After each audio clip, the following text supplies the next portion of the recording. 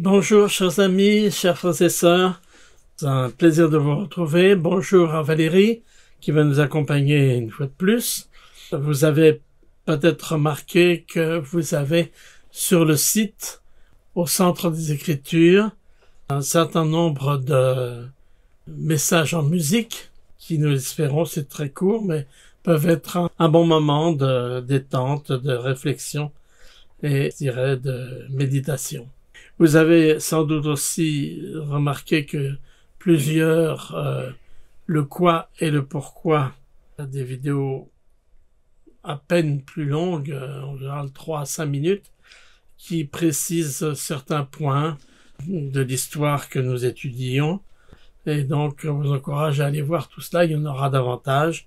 Et j'espère que vous y trouverez connaissance et compréhension de tous ces éléments. C'est pas forcément très facile parce qu'il se passe beaucoup de choses dans cette période relativement courte, 1828, 1829, 1830, et ce sont vraiment des moments charnières, et nous allons le voir aujourd'hui à travers la section 19, qui est au cœur donc de notre étude. Alors, un été décisif en effet, puisque vous avez ici l'image de E.G. Grandin, qui est un imprimeur et qui va accepter d'imprimer les 5000 premières copies du livre de Mormon. Ça va pas se faire sans mal d'ailleurs. Au départ, comme il exige d'être payé avec une garantie, Joseph Smith et Martin Harris vont aller rencontrer des imprimeurs de New York, mais la distance, la difficulté de bien suivre le projet fait que finalement, ils choisissent donc en juin 1829 de payer la somme de $3000 qui va permettre à Grandin d'accepter l'impression des 5000 premiers exemplaires. $3000 de l'époque, ça revient à peu près 83 000 $ d'aujourd'hui. Donc, vous voyez, une somme considérable, bien sûr. Et même pour un homme fortuné comme Martin Harris, c'est un effort que d'accepter de hypothéquer sa ferme pour pouvoir faire ce dépôt de garantie. On va pouvoir dire garantir le paiement. Donc, il y a un accord verbal qu'il va d'abord donner et il va ensuite hypothéquer sa ferme. Quelque temps après, il est un peu inquiet, évidemment, parce que hypothéquer une ferme, sans doute la plus importante du pays, ça n'est pas une petite chose. Début juin 1829, donc, c'est la date où l'accord sera signé avec Grandin de 5000 exemplaires. Le 1er juillet 1829, Joseph Smith termine la traduction du livre de Mormon avec l'aide d'Oliver Cowdery. L'été 1829 sera donnée la section 19 que nous allons étudier aujourd'hui de Doctrine et Alliance. Et le 25 août, la ferme de Harris sera hypothéquée à hauteur de $3000, donc pour financer la publication du livre de Mormon. Enfin, le 26 mars 1830, les premiers exemplaires du livre de Mormon sont disponibles à l'achat dans le magasin de Grandin. Et voilà ce qui nous est dit dans la section 19. Donne une partie de tes biens. Oui, une partie de tes terres, tout, sauf ce qui est nécessaire à l'entretien de ta famille. Paie la dette que tu as contractée envers l'imprimeur. Libère-toi de la servitude. C'est intéressant que le Seigneur compare la dette à une servitude. C'est un thème que l'on retrouvera depuis de nombreuses fois. De tous les amis de Joseph, Harris est sans aucun doute le plus fortuné. Les autres sont des gens très simples comme lui, instituteurs, paysans, cultivateurs, cordonniers. On a un petit peu tous ces métiers-là, mais pas, à part Martin, personne qui soit dans la position de faire cet effort. Et c'est intéressant, si vous y regardez bien, dans cette section 19 de notre Alliance, eh bien, il va y avoir un lien ou une relation qui va être établie entre ce que le Seigneur Christ a payé personnellement par son sacrifice pour nous racheter et ce que Martin Harris a bien voulu consacrer pour le rachat de l'achat, en quelque sorte, de la garantie de la publication du livre de Mormon. Et on pourrait se demander aujourd'hui si on pouvait parler à ces différents personnages, et à Martin en particulier, de quoi se souviendra-t-il? Du sacrifice financier que cela représentait ou de la joie d'avoir pu participer à un événement aussi important que la publication du livre de Mormon. Alors, justement, voilà ce que nous trouvons dans la section 19 par rapport au fait de consacrer ses biens. D'abord les versets 26 et 27. De plus, je te commande de ne pas convoiter tes propres biens, mais de les consacrer libéralement à l'impression du livre de Mormon, qui contient la vérité de la parole de Dieu, qui est ma parole aux gentils, pour qu'ils viennent bientôt aux Juifs, dont les Lamanites sont un reste, pour qu'ils croient en l'Évangile et n'attendent pas la venue d'un Messie qui est déjà venu. Donc, vous vous souvenez que nous avions vu dans l'étude du livre de Mormon, dans la préface, cette volonté que le livre de Mormon puisse, dans les derniers jours, parvenir aux Juifs, parvenir aux gentils, parvenir bien sûr aux descendants des Lamanites. Et le Seigneur ajoute dans les versets 28 à 30, « De plus, je te commande de prier à haute voix, aussi bien que dans ton cœur, oui, devant le monde, aussi bien qu'en secret, en public, aussi bien qu'en privé. Et tu annonceras de bonnes nouvelles, oui, tu les publieras sur les montagnes, sur tous les lieux élevés et parmi tous les peuples qu'il te sera permis de voir. Et tu le feras en toute humilité, plaçant ta confiance en moi, n'insultant pas ceux qui t'insultent. » Parmi les sacrifices, les efforts, les contributions que Martin Harris va devoir faire. Et cela nous amène à cette comparaison qui est faite dans la section 19 avec ce que le Christ lui-même a bien voulu sacrifier. Et tout le début de la section 19 donne une description de Jésus-Christ et de sa mission. On y apprend au verset 1 à 12. « Je suis l'alpha et l'oméga, le Christ, le Seigneur. Oui, je le suis, le commencement et la fin, le Rédempteur du monde. J'ai accompli et mené à bonne fin la volonté de celui dont je suis, c'est-à-dire le Père, à mon sujet, l'ayant fait pour me soumettre toutes choses.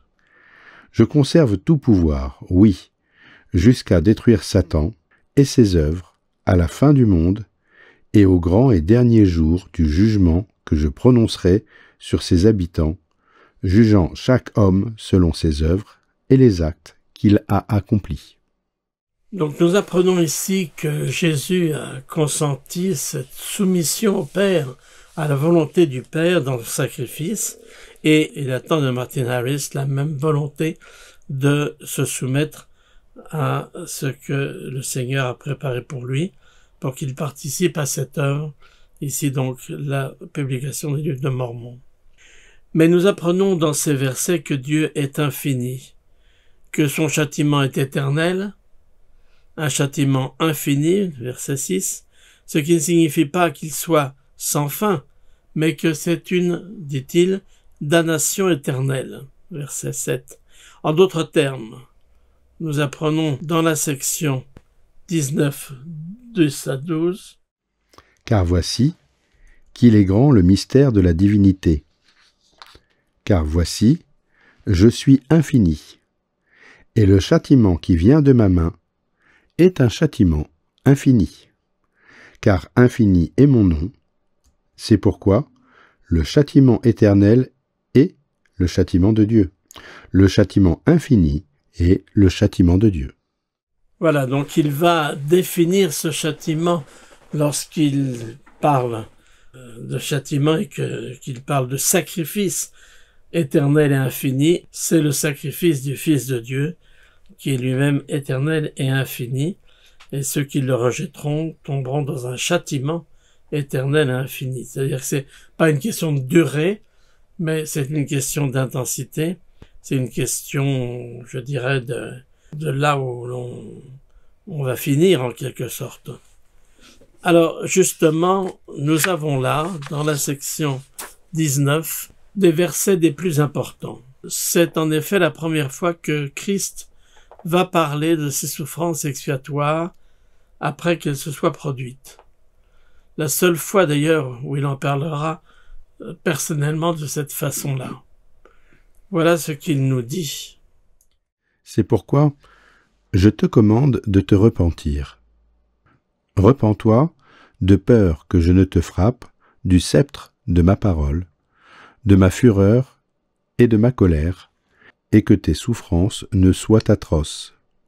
Et tu ne sais pas combien elles sont atroces. Tu ne sais pas combien elles sont extrêmes. Oui, tu ne sais pas combien elles sont dures à supporter. Car voici, moi, Dieu, j'ai souffert ces choses pour tous, afin qu'ils ne souffrent pas s'ils se repentent. Et s'ils ne se repentent pas, ils doivent souffrir, tout comme moi. Et ces souffrances m'ont fait trembler de douleur, moi, Dieu, le plus grand de tous, et elles m'ont fait saigner à chaque pore, et m'ont fait souffrir de corps et d'esprit. Et j'ai voulu ne pas devoir boire la coupe amère et pouvoir me dérober. Néanmoins, gloire soit au Père. J'ai bu et j'ai terminé tout ce que j'avais préparé pour les enfants des hommes. Voilà donc une description très forte de la part du Christ qui nous explique ce qu'il a dû lui-même souffrir pour payer pour les péchés des hommes, ce qu'il a dû endurer. Il parle d'atroce agonie. Je crois que les mots sont forts, mais avec raison. Et c'est bien évidemment une souffrance que nous ne pouvons pas comprendre ni imaginer, mais ces paroles du Christ lui-même, dans ce qu'il a de souffert, nous aideront à mieux comprendre en quoi nous pouvons payer aussi notre dû. Alors, j'ai retrouvé une citation d'Elder Maxwell particulièrement intéressante où il nous dit « Pouvons-nous, même au plus profond de la maladie, dire au Christ quoi que ce soit sur la souffrance, d'une manière que nous ne pouvons pas comprendre, nos maladies et nos infirmités sont nées de lui avant même qu'elles ne soient nées de nous. Le poids même de nos péchés, combiné, l'a fait descendre au-dessus de tout. Nous n'avons jamais connu, et nous ne connaîtrons jamais des profondeurs telles que celles qu'il a connues. Ainsi, son expiation a rendu parfaite son empathie, sa miséricorde et sa capacité à nous aider, ce dont nous pourrons être éternellement reconnaissants. Et lorsqu'il nous guide dans nos épreuves, il n'y avait pas de bélier dans le fourré du calvaire pour l'épargner, lui, l'ami d'Abraham et d'Isaac. En effet, le Christ n'a reculé devant rien. Certes, il connaissait tout cela avant que nous ayons à les affronter, et bien évidemment, nous n'avons rien à lui apprendre sur la souffrance. Il la connaît dans toute son horreur et son côté atroce. Alors, Valérie, je te repasse la parole pour continuer sur ce thème des souffrances du Christ qui sont, dans cette section 19, mises en parallèle avec les efforts de Martin Harris, et on pourrait dire les souffrances de Joseph, mais on pourrait rajouter les souffrances que chacun de nous doit affronter. Bonjour à tous, bonjour Christian. Malgré les paroles poignantes du Seigneur dans Doctrine et Alliance 19, il nous reste difficile et même impossible de comprendre pleinement ses souffrances pour nous. Pourtant, si nous ne sommes pas capables de comprendre ce que le Christ a souffert pour nous, lui, au contraire, sait tout ce que nous devons affronter et il sait comment nous aider et nous secourir. Alors que Jésus se préparait à son grand sacrifice qui approchait, il a dit à ses disciples dans Jean 14 au verset 27 que votre cœur ne se trouble pas et ne s'alarme pas. À ce sujet, Elder Holland a donné un commentaire très inspiré dans un discours qui s'intitule Common to Me, donné le 2 mars 1997, c'est un BYU Speeches. Je vous soumets que ne pas laisser notre cœur se troubler ni avoir peur, c'est peut-être l'un des commandements du Sauveur qui est, même dans le cœur de saints des derniers jours par ailleurs fidèles, presque universellement désobéi. Et pourtant, je me demande si notre résistance à cette invitation, à ne pas avoir peur, pourrait être plus douloureuse pour le cœur miséricordieux du Seigneur. Je peux vous dire qu'en tant que parent, je serais inquiet si l'un de mes enfants était gravement perturbé, malheureux ou désobéissant. Néanmoins, je serais infiniment plus dévasté si je sentais qu'à un tel moment, cet enfant ne pouvait pas me faire confiance pour l'aider, ou penser que son intérêt n'était pas important pour moi ou qu'il n'était pas en sécurité, sous ma garde. Dans le même esprit, je suis convaincu qu'aucun d'entre nous ne peut comprendre à quel point le cœur aimant du Sauveur du monde est blessé lorsqu'il constate que son peuple n'a pas confiance en ses soins, qu'il ne se sent pas en sécurité entre ses mains et qu'il n'a pas confiance en ses commandements. Elder Holland poursuit, parce que Dieu est Dieu, parce que le Christ est le Christ, ils ne peuvent faire autrement que s'occuper de nous bénir et nous aider. Si nous venons à eux, si nous approchons de leur trône de grâce avec douceur et humilité de cœur, ils ne peuvent que nous bénir, ils le doivent, c'est dans leur nature de nous aider. Lorsque le Sauveur dit « Viens et suis-moi », cela signifie qu'il sait où se trouvent les sables mouvants et les épines, et qu'il connaît la meilleure façon d'aborder la pente glissante près du sommet de nos montagnes personnelles. Il sait tout, et il connaît le chemin. Il est le chemin. Les paroles d'Elder Holland m'interpellent et j'imagine qu'elles vous interpellent également. Combien de fois nous débattons-nous seuls dans nos épreuves, dans nos angoisses, nos faiblesses ou nos péchés, au lieu de venir à notre Seigneur et trouver la paix et la guérison en lui. Nous allons maintenant reprendre le passage de Doctrine Alliance 19 où le Seigneur parle de ses souffrances afin de le resituer dans le récit fait par Luc de ce qui s'est passé à Gethsémanée. Ça se trouve dans Luc 22 au verset 40 à 45. Lorsqu'il fut arrivé en ce lieu, il leur dit « Priez afin que vous ne tombiez pas en tentation. » Puis il s'éloigna d'eux à la distance d'environ un jet de pierre et s'étant mis à genoux, il pria, disant « Père, si tu voulais éloigner de moi cette coupe, toutefois que ma volonté ne se fasse pas, mais la tienne. » Alors un ange lui apparut du ciel pour le fortifier. Étant en agonie, il priait plus intensément et sa sueur devint comme des grumeaux de sang qui tombaient à terre. Après avoir prié, il se leva et vint vers les disciples qu'il trouva endormis de tristesse. Dans le récit de Luc, nous voyons que le Christ a prié et c'est après avoir exprimé sa soumission, toutefois que ma volonté ne se fasse pas mais la tienne, qu'il est entré en agonie et que les gouttes de sang sont apparues.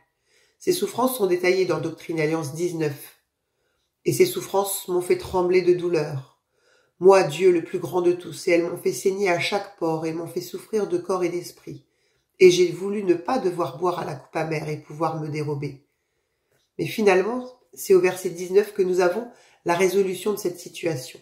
Néanmoins, gloire soit au Père, j'ai bu et j'ai terminé tout ce que j'avais préparé pour les enfants des hommes. Dans Luc, cette fin est sous-entendue, parce que on dit après avoir prié, il se leva, mais il est très puissant de lire les paroles du Seigneur de sa propre bouche, en fait, sur ce moment crucial, le moment où le salut de l'humanité s'est joué. Et ces paroles sont une grande source de méditation pour chacun d'entre nous. Une question se pose, que devons-nous sacrifier? Le sacrifice, pour nous, ce sera généralement des choses mortelles, mais même pour ce sacrifice de choses mortelles, la promesse du Seigneur est éternelle. Sans doute Martin Harris se réjouit-il aujourd'hui de ce qu'il a été prêt à sacrifier, sachant aujourd'hui ce qu'il a reçu. Mais le Seigneur, à Martin comme à nous, demande notre repentir. C'est au verset 20. C'est pourquoi je te commande de nouveau de te repentir, de peur que je ne te réduise à l'humilité par mon pouvoir tout-puissant, et de confesser tes péchés, de peur que tu ne subisses ces châtiments dont j'ai parlé, dont tu as goûté au plus petit, oui, au plus bas degré, lorsque je t'ai retiré mon esprit. J'ai trouvé intéressant de voir que le retrait de l'esprit, ça a été le plus bas degré du châtiment pour Martin, alors qu'on le sait que pour Jésus, le retrait de l'esprit a été le couronnement final, en fait, de tout ce qu'il a enduré avant qu'il ne rende l'âme. Jésus a payé un sacrifice infini et nous devons également payer notre part. Quelle est-elle? Nous pouvons en avoir une idée en faisant preuve d'humilité, en étant à l'écoute de l'esprit et de ce que Dieu attend de nous, comme l'enseigne le verset 23.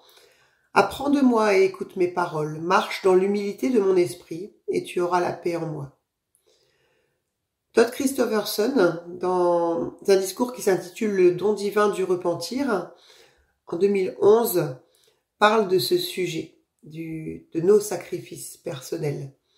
Il dit « Ce serait se moquer des souffrances du Sauveur dans le jardin de Gethsémane pour nous, que d'espérer qu'il nous transformera en êtres célestes, sans réel effort de notre part. Au contraire, nous recherchons sa grâce pour compléter et récompenser nos efforts les plus diligents. Nous devrions peut-être autant prier pour avoir du temps, l'occasion de travailler, de faire des efforts et de vaincre que pour recevoir de la miséricorde. Il est certain que le Seigneur est satisfait de la personne qui a le désir de se présenter dignement au jugement, qui travaille résolument, jour après jour, à remplacer la faiblesse par la force.